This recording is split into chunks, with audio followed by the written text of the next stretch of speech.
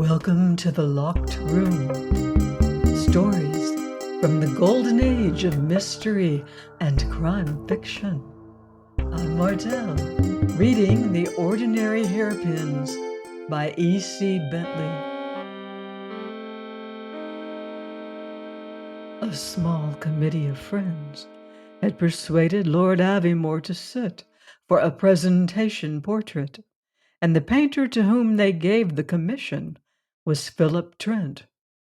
It was a task that fascinated him, for he had often seen and admired in public places the high, half-bald skull, vulture nose, and grim mouth of the peer, who was said to be deeper in theology than any other layman in all but a few of the clergy, whose devotion to charitable work had made him nationally honored. It was not until the third sitting that Lord Avimore's somber taciturnity was laid aside. "I believe, Mr. Trent," he said abruptly, "you used to have a portrait of my late sister-in-law here. I was told that it hung in the studio." Trent continued his work quietly. "It was just a rough drawing I made after seeing her in Carmen, before her marriage. It has been hung in here ever since. Before your first visit, I removed it." The sitter nodded slowly. "Very thoughtful of you. Nevertheless, I should like very much to see it, if I may."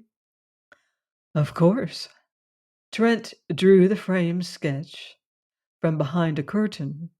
Lord Aviemore gazed long in silence at Trent's very spirited likeness of the famous singer, while the artist worked busily to capture the first expression of feeling that he had so far seen on that impassive face. Lighted and softened by melancholy, it looked for the first time noble. At last the sitter turned to him. "I would give a good deal," he said simply, "to possess this drawing." Trent shook his head. "I don't want to part with it." He laid a few strokes carefully on the canvas. "If you care to know why, I'll tell you. It is my personal memory of a woman whom I found more admirable than any other I ever saw. Lillimore Virgelin's beauty and physical perfection were unforgettable. Her voice was a marvel. Her spirit matched them. Her fearlessness, her kindness, her vigor of mind and character, her feeling for beauty, were what I heard talked about even by people not given to enthusiasm. She had weaknesses, I dare say. I never spoke to her. I heard her sing very many times, but I knew no more about her than many other strangers. A number of my friends knew her, though, and all I ever gathered about her made me inclined to place her on a pedestal. I was 10 years younger then. It did me good." Lord Aviemore said nothing for a few minutes. Then he spoke slowly. "I am not of your temperament or your circle, Mr. Trent. I do not worship anything of this world, but I do not think you were far wrong about Lady Aviemore. Once I thought differently. When I heard that my eldest brother was about to marry a prima donna, a woman whose portrait was sold all over the world, who was famous for extravagance in dress and what seemed to me self-advertising conduct, I was appalled when I heard from him of this engagement. I will not deny that I was shocked, too, at the idea of marriage with a daughter of Norwegian peasants." "She was country-bred, then," Trent observed. "One never heard much about her childhood." "Yes, she was an orphan of 10 years old when Colonel Stamer and his wife went to lodge at her brother's farm for the fishing. They fell in love with the child, and having none of their own, they adopted her. All this my brother told me. He knew, he said, just what I would think. He only asked me to meet her, and then to judge if he had done well or ill. Of course, I asked him to introduce me at the first opportunity." Lord Aviemore paused and stared thoughtfully at the portrait. "She charmed everyone who came near her," he went on presently. "I resisted the spell. But before they had been long married, she had conquered all my prejudice. It was like a child I saw that she delighted in the popularity and the great income her gifts had brought her, but she was not really childish. It was not that she was what is called intellectual, but she had a singular spaciousness of mind in which nothing little or mean could live. It had, I used to fancy, some kinship with her Norwegian landscapes of mountain and sea. She was, as you say, extremely beautiful, with the vigorous purity of the fair-haired northern race. Her marriage with my brother was the happiest I have ever known. He paused again while Trent worked on in silence, and soon the low, meditative voice resumed. It was about this time, 6 years ago, in the middle of March, that I had the terrible news from Taormina, the day after my return from Canada. I went out to her at once. When I saw her, I was aghast. She showed no emotion, but there was in her calmness the most unearthly sense of desolation that I have ever received. From time to time, she would say, as if she spoke to herself, "It was all my fault." At Trent's exclamation of surprise, Lord Aviemore looked up. "Few people," he said, "know the whole of the tragedy. You have heard that a slight shock of earthquake caused the collapse of the villa, that my brother and his child were found dead in the ruins. You have heard, I suppose, that Lady Aviemore was not in the house at the time. You have heard that she drowned herself afterwards. But you have evidently not heard that my brother had a presentiment that this visit to Sicily would end in death, and wished to abandon it at the last moment, that his wife laughed away his forebodings with her strong common sense. But we belong to the Highlands, Mr. Trent. We are of that blood and tradition, and such interior warnings as my brother had are no trifles to us. However, she charmed his fears away. He had, she told me, entirely lost all sense of uneasiness. On the 10th day of their stay, her husband and only child were killed. She did not think, as you may think, that there was coincidence here. The shock had changed her whole mental being. She believed then, as I believed, that my brother inwardly foreknew that death awaited him if he went to that place. He relapsed into silence. "I know slightly," Trent remarked, "a man called Selby, a solicitor who was with Lady Aviemore just after her husband's death. Lord Aviemore said that he remembered Mr. Selby. He said it with such a total absence of expression of any kind that the subject of Selby was killed instantly, and he did not resume that of the tragedy of the woman whom the world remembered still as Lillimore Virgeland." It was a few months later, when the portrait of Lord Aviemore was to be seen at the show of the NSPP, that Trent received a friendly letter from Arthur Selby. After praising the picture, Selby went on to ask Trent if he would do him the favor of calling at his office by appointment for a private talk. "I should like," he wrote, "to put a certain story before you, a story with a problem in it. I gave it up as a bad job long ago myself, but seeing your portrait of A reminded me of your reputation as an unraveler." Thus it happened that a few days later Trent found himself alone with Selby in the offices of the firm in which that very capable, somewhat dandified lawyer was a partner. They spoke of the portrait, and Trent told of the strange exultation with which his sitter had spoken of the dead lady. Selby listened rather grimly. "The story I referred to," he said, "is the Aviemore story. I acted for the Countess when she was alive. I was with her at the time of her suicide. I am an executor of her will. In the strictest confidence, I should like to tell you that story as I know it, and hear what you think about it." Trent was all attention. He was deeply interested, and said so. Selby, with gloomy eyes, folded his arms on the broad writing table between them and began. "You know all about the accident," he said. "I will start with the 15th of March, when Lord Aviemore and his son were buried in the cemetery at Taormina. That was before I came on the scene. Lady Aviemore had already discharged all the servants except her own maid, with whom she was living at the Hotel Cavour. There, as I gathered afterwards, she seldom left her rooms. She was undoubtedly overwhelmed by what had happened, though she seems never to have lost her grip on herself. Her brother-in-law, the present Lord Aviemore, had come out to join her. He had only just returned from Canada." Selby raised a finger and repeated slowly, "From Canada, you will remember. He had gone out to get ideas about the emigration prospect, I understand. He remained at the hotel, meaning to accompany Lady Aviemore home when she should feel equal to the journey. It was not until the 18th that we received a long telegram from her, asking us to send someone representing the firm to her at Taormina. She stated that she wished to discuss business matters without delay, but did not yet feel able to travel.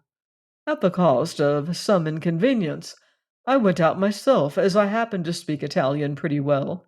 You understand that Lady Aviemore, who already possessed considerable means of her own, came into a large income under her husband's will. She was a client who could afford to indulge her whims," Trent observed. "If you were already her adviser, she probably expected you to come." "Just so. Well, I went out to Taormina, as I say. On my arrival, Lady Aviemore saw me and told me quite calmly that she was acquainted with the provisions of her late husband's will, and that she now wished to make her own. I took her instructions and prepared the will at once. The next day the British consul and I witnessed her signature.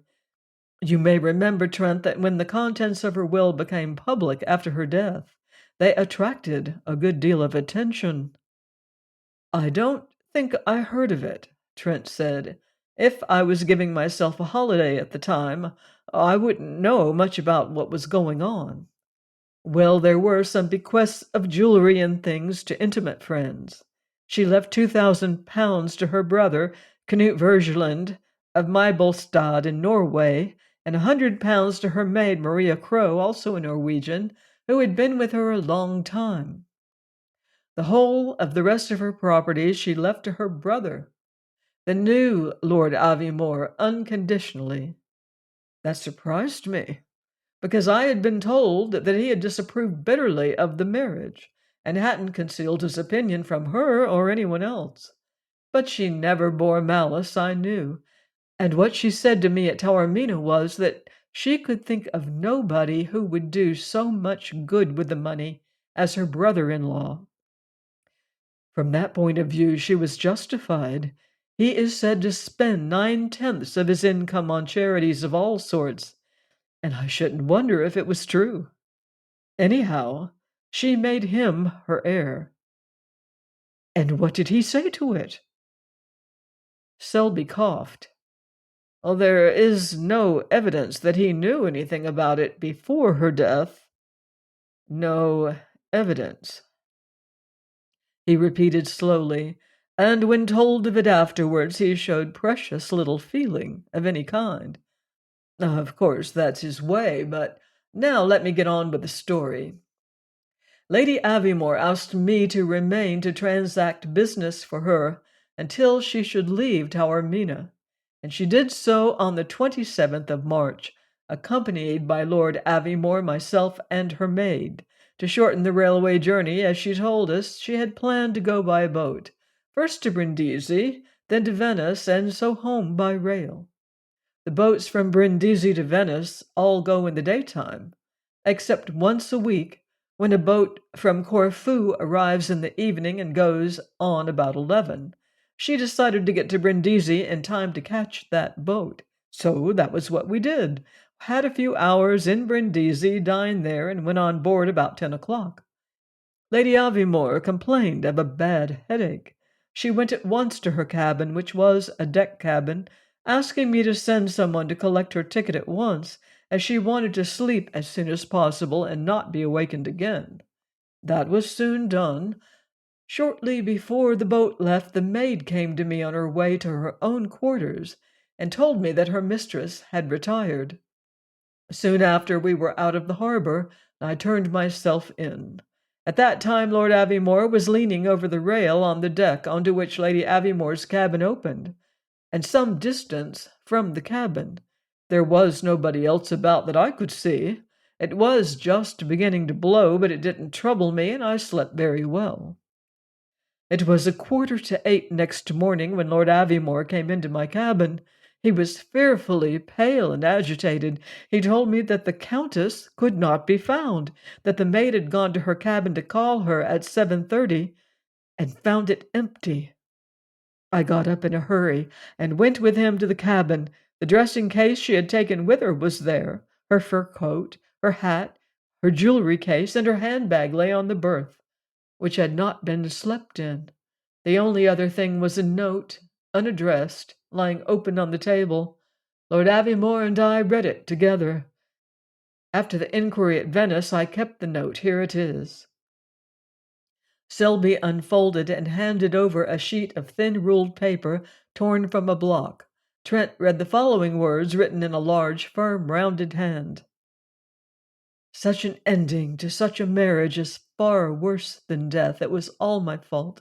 This is not sorrow, it is complete destruction. I have been kept up till now only by the resolution I took on the day when I lost them, by the thought of what I am going to do now. I take my leave of a world I cannot bear any more. There followed the initials L.A. Trent read and reread the pitiful message, so full of the awful egotism of grief. Then he looked up in silence at Selby. The Italian authorities found that she had met her death by drowning. They could not suppose anything else, nor could I. But now listen, Trent. Soon after her death, I got an idea into my head, and I have puzzled over the affair a lot, without much result. I did find out a fact or two, though, and it struck me the other day that if I could discover something, you could probably do much better. Trent, still studying the paper, ignored this tribute. Well, he said, what is your idea, Selby? Selby, evading the direct question, said, I'll tell you the facts I referred to. That sheet, you see, is torn from an ordinary ruled writing pad. Now, I have shown it to a friend of mine who is in the paper business. He has told me that it is a make of paper, never sold in Europe, but sold very largely in Canada. Next, Lady Aviemore never was in Canada, and there was no paper pad in her dressing case or anywhere in the cabin. Neither was there any pen or ink or any fountain pen. The ink, you see, is a pale sort of gray ink. Trent nodded. Continental Hotel ink, in fact. This was written in a hotel then, probably the one where you had dinner in Brindisi. You could identify her writing, of course. Except that it seems to have been written with a bad pen, a hotel pen, no doubt. It is her usual handwriting. Any other exhibits? Trent asked after a brief silence. Only this. Selby took from a drawer a woman's handbag of elaborate beadwork. Later on, when I saw Lord Aviemore about the disposal of her valuables and personal effects, I mentioned that there was this bag with a few trifles in it. Give it away, he said. Do what you like with it. Well, Selby went on, smoothing the back of his head with an air of slight embarrassment, I kept it. As a sort of memento, what? The things in it don't mean anything to me, but you have a look at them. He turned the bag out upon the writing table. Here you are. Handkerchief, notes, and change, nail file, keys, powder, thing, lipstick, comb, hairpins. 4 hairpins. Trent took them in his hand. Quite new ones, I should say. Have they anything to tell us, Selby? I don't see how. They're just ordinary black hairpins, as you say. They look too fresh and bright to have been used. Trent looked at the small heap of objects on the table. And what's that last thing, the little box? Oh, that's a box of Ixtal, the anti-seasick stuff. 2 doses are gone. It's quite good, I believe. Trent opened the box and stared at the pink capsules. So you can buy it abroad? I was with her when she bought it in Brindisi, just before we went on board. Again, Trent was silent a few moments. Then all you discovered that was odd was this about the Canadian paper, and the note having obviously been prepared in advance. Queer enough, certainly. But going back before that last day or two, all through the time you were with Lady Aviemore, did nothing come under your notice that seemed strange? Selby fingered his chin. If you put it like that, I do remember a thing that I thought curious at the time, though I never dreamed of its having anything to do. Yes, I know, but you asked me here to go over the thing properly, didn't you? That question of mine is one of the routine inquiries. Well, it was simply this. A day or two before we left Sicily, I was standing in the hotel lobby when the mail arrived. As I was waiting to see if there was anything for me, the porter put down on the counter a rather smart-looking package that had just come, done up the way they do at a really first-class shop, if you know what I mean. It looked like a biggish book or a box of chocolates or something, and it had French stamps on it, but the postmark I didn't notice. And this was addressed to Mademoiselle Maria Crowe. You remember, the Countess's maid. Well, she was there waiting, and presently the man handed it to her. Maria went off with it, and just then her mistress came down the big stairs. She saw the parcel, and just held out her hand for it, and Maria passed it over as if it were a matter of course, and Lady Aviemore went upstairs with it. I thought it was quaint, if she was ordering goods in her maid's name, but I thought no more of it, because Lady Aviemore decided that evening about leaving the place, and I had plenty to attend to. And if you want to know, Selby went on, as Trent opened his lips to speak, where Maria Crowe is, all I can tell you is that I took her ticket in London for Christiansand, where she lives, and where I sent her legacy to her, which she acknowledged. Now then. Trent laughed at the solicitor's tone, and Selby laughed too. His friend walked to the fireplace and pensively adjusted his tie. Well, I must be off, he announced. How about dining with me on Friday at the Cactus? If by that time I've anything to suggest about all this, I'll tell you. You will? All right, make it 8 o'clock. And he hastened away. But on the Friday he seemed to have nothing to suggest. He was so reluctant to approach the subject that Selby supposed him to be chagrined at his failure to achieve anything, and did not press the matter. It was 6 months later, on a sunny afternoon in September, that Trent walked up the valley road at Michelbostad, looking farewell at the mountain far ahead, the white-capped mother of the torrent that roared down a 20-foot fall beside him. He had been a week in this remote backwater of Europe, 7 hours by motor boat from the nearest place that ranked as a town. The savage beauty of that watery landscape, where sun and rain worked together daily to achieve an unearthly purity in the scene, had justified far better than he had hoped his story that he had come there in search of matter for his brush. He had worked, and he had explored, and had learnt as much as he could of his neighbors. It was little enough, for the postmaster, in whose house he had a room, spoke only a trifle of German, and no one else, as far as he could discover, had anything but Norwegian, of which Trent knew no more than what could be got from a traveller's phrase-book. But he had seen every dweller in the valley, and he had paid close attention to the household of Canute Vergeland, the rich man of the valley who had the largest farm.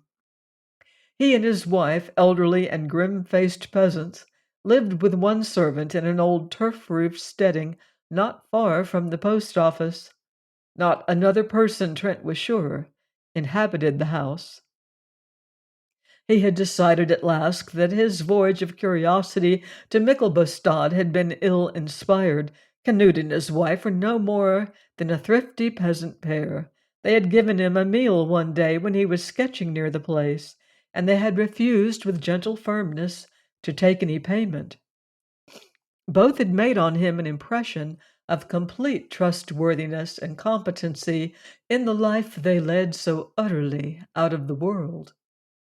That day, as Trent gazed up the mountain, his eye was caught by a flash of sunlight against the dense growth of birches running from top to bottom of the steep cliff that walled the valley to his left. It was a bright blink, about half a mile from where he stood. It remained steady, and at several points above and below he saw the same bright appearance. He perceived there must be a wire, and a well-used wire, led up the precipitous hill face among the trees. Trent went towards the spot on the road whence the wire seemed to be taken upwards. He had never been so far in this direction until now. In a few minutes he came to the opening among the trees of a rough track leading upwards among rocks and roots, at such an angle that only a vigorous climber could attempt it. Close by, in the edge of the thicket, stood a tall post, from the top of which a wire stretched upwards through the branches in the same direction as the path. Trent slapped the post with a resounding blow. "Heavens and earth!" he exclaimed. "I'd forgotten this satyr!" And at once he began to climb. A thick carpet of rich pasture began where the deep birch belt ended at the top of the height. It stretched away for miles over a gently sloping upland. As Trent came into the open, panting after a strenuous 40-minute climb, the heads of a score of browsing cattle were sleepily turned towards him. Beyond them wandered many more, and 200 yards away stood a tiny hut, turf-roofed. This place was the satyr, the high grass land attached to some valley farm. Trent had heard long ago and never thought since of this feature of Norway's rural life. At the appointed time, the cattle would be driven up by an easier detour to the mountain pastures for their summer holiday, to be attended there by some peasant, usually a young girl, who lived solitary with the herd. Such wires as that he had seen were kept bright by the daily descent of milk churns, let down by a line from above and received by a farmhand at the road below. And there at the side of the hut a woman stood.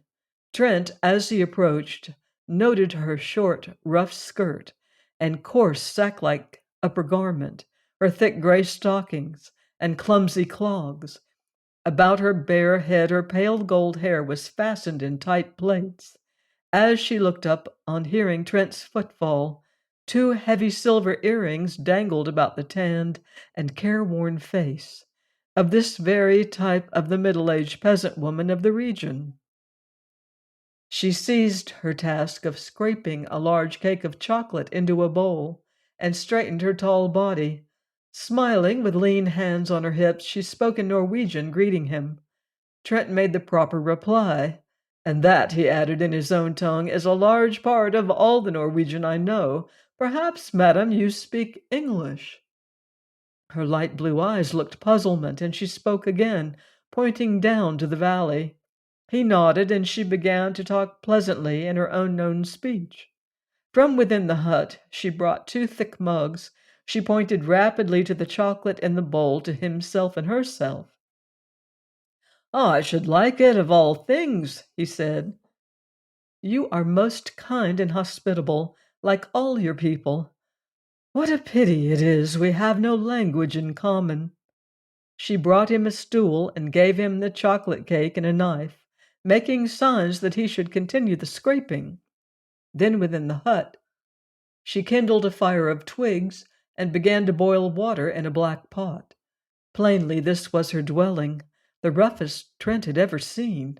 He could discern that on 2 small shelves were ranged a few pieces of chipped earthenware, A wooden bed placed with straw and two neatly folded blankets filled a third of the space in the hut. All the carpentering was of the rudest. From a small chest in a corner, she drew a biscuit tin, half full of flat cakes of stale rye bread. There seemed to be nothing else in the tiny place but a heap of twigs for fuel. She made chocolate in the two mugs, and then at Trent's insistence, in dumb show, she sat on the only stool at the rude table outside the hut, where her guest made a seat of an upturned milking pail. She continued to talk amiably and unintelligibly, while he finished with difficulty the half of a bread cake. "I believe, madam," he said at last, setting down his empty mug, "you were talking simply to hear the sound of your own voice. In your case, that is excusable. You don't understand English, so I will tell you to your face that it is a most wonderful voice. I should say," he went on thoughtfully, "that you ought to have been one of the greatest sopranos that ever lived." She heard him calmly and shook her head, as not understanding. "Well, don't say I didn't break it gently," Trent protested. He rose to his feet. "Madam, I know that you are Lady Aviemore. I have broken in on your solitude, and I ask pardon for that, but I could not be sure unless I saw you. I give you my word that no one else knows, or shall ever know from me, what I have discovered." He made as if to return by the way he had come, but the woman held up a hand. A singular change had come over her brown face. A lively spirit now looked out of her desolate blue eyes. She smiled another and a much more intelligent smile. After a few moments, she spoke in English, fluent but with a slight accent of her country. "Sir," she said, "you have behaved very nicely up till now. It has been an amusement for me. There is not much comedy on the satyr. Now, will you have the goodness to explain?" He told her in a few words that he had suspected she was still alive, that he had thought over such facts as had come to his knowledge, and had been led to think she was probably in that place.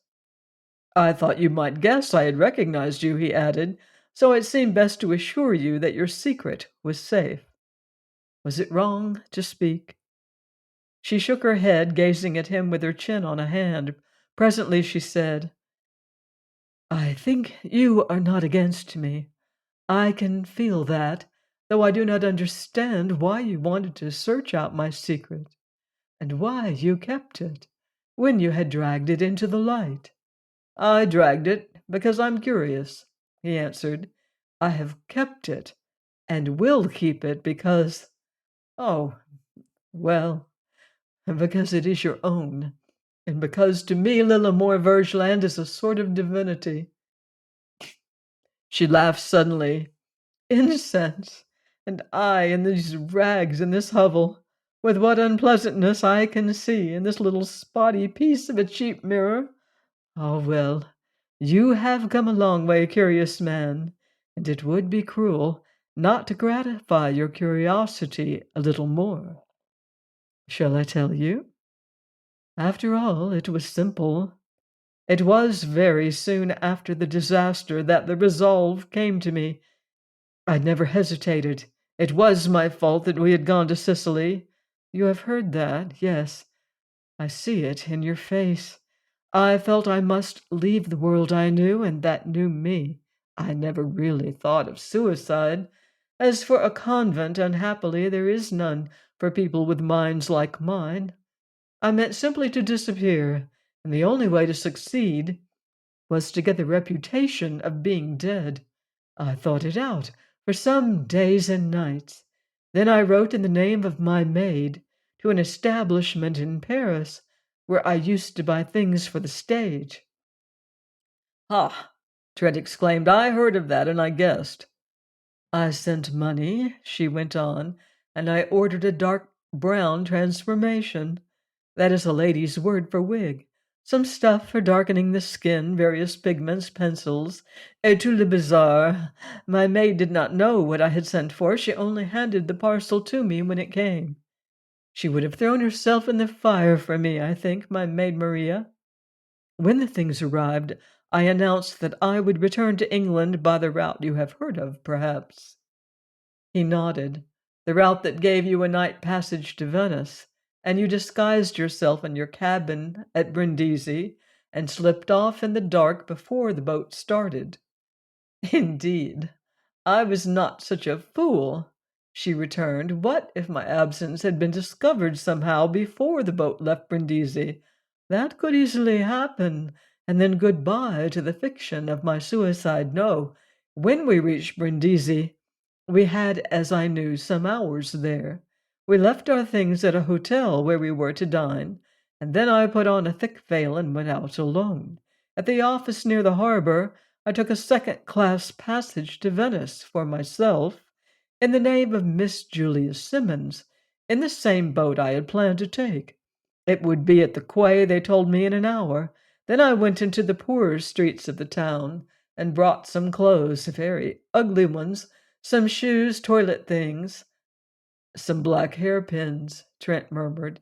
Naturally black, she assented. My own gilt pins would have looked queer in a dark brown wig, and I had to have pins to fasten it properly. I bought also a little cheap portmanteau thing and put my purchases in it. Then I took a cab to the quay, found the boat had arrived, gave one of the stewards a tip to show me the berth named on my ticket and to carry my baggage there. After that, I went shopping again on shore. I bought a long mackintosh coat and a funny little cap, the very things for Miss Simmons, took them to the hotel and pushed them under the things my maid had already packed in my big case. On the steamer, when Maria had left me and I had locked the cabin door, I arranged a dark, rather catty sort of face for myself and fitted on Miss Simmons' hair. I put on her mackintosh and cap. When the boat began to move away from the quay, I opened my door an inch and peeped out. As I expected, everyone was looking over the rail, and so, the sooner the better, I just slipped out, shut the cabin door, and walked straight to Miss Simmons' berth at the other end of the ship. There is not much more to say. At Venice, I did not look for the others and never saw them. I went on to Paris and wrote to my brother Canute that I was alive, telling him what I meant to do if he would help me. Such things do not seem so mad to a true child of Norway. What things? Trent asked. Things of deep sorrow, malady of the soul, escape from the world. He and his wife have been true and good to me. I'm supposed to be her cousin, Hilda Bjornstad. In my will I left them money, more than enough to pay for me. But they did not know that when they welcomed me here. She ceased and smiled vaguely at Trent, who was considering her story with eyes that gazed fixedly at the skyline. Yes, of course, he remarked presently in an abstracted manner. That was it, as you say. So simple. And now let me tell you, he went on with a change of tone, one or two little details you have forgotten. At Brindisi, you bought, just before going on board with the others, a box of the stuff called Ixtal, because it looked as if there might be bad weather. You took a dose at once and another a little later, as the directions told you. You might have needed more of it before reaching Venice, but as Mr. Selby was with you when you bought it, you thought it wiser to leave it behind when you vanished. Also, you left behind 4 new black hairpins, which had somehow, I suppose, got loose inside your handbag, and were found there by Selby. You see, Lady Aviemore, it was Selby who brought me into this. He told me all the facts he knew. He showed me your bag and its contents, but he didn't attach any importance to the 2 things I have just mentioned. She raised her eyebrows just perceptibly. I cannot see why he should, and I cannot see why he should bring in you or anybody. Because he had some vague notion of your brother-in-law having either caused your death or at least having known of your intention to commit suicide. He never told me so outright, but it was plain that that was in his mind. Selby wanted me to clear that up if I could. You see, your brother-in-law stood to benefit enormously by your death, and then there was the matter of the note announcing your suicide. It announced, she remarked, the truth, that I was leaving a world I could not bear any longer. The words might mean one thing or another, but what about the note?